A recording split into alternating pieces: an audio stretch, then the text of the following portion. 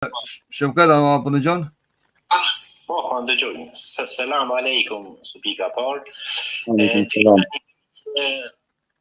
Ndoshta është e gjatë dallimi me Sahih Buhari dhe Sahih Muslim.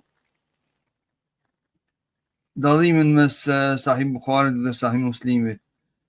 Cilat janë dallimet mes tyre? Shikoni, çështja e dallimeve mes sahiheve në fakt ka të bëje me kriteret të cilat i kanë përdorur këta dietarë. Vetëm kjo është dallimi, domethënë.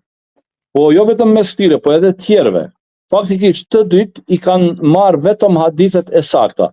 Mirë po, në detajet e kushteve që i kanë vënë për transmetuesit, aty pra kanë dalluar. Kjo çështje i takon disiplinës së hadithit, që do të na mirë të shumë kohë, edhe s'mund realisht ta elaborojmë ne për një emision, dhe është shumë, do të thotë, teknike, çështje teknike, por në përgjithësi ka të bëje me kushtet që çdo njëri nga ata i ka vënë për grumbullimin apo për zgjedhjen e haditheve të cilat i kanë ardhur nga transmetuesit. Përndryshe, Buhariu dhe Muslimi konsiderohen dy përmbledhjet më të sakta të thënieve të pejgamberit sallallahu alajhi wasallam. Normalisht edhe si libër pas Kur'anit vijnë këto dy për shkak se janë zotuar se do të shënojnë vetëm thënie të sakta. Por kjo nuk do të thotë se çka gjendet jashtë këtyre nuk është të saktë. Jo.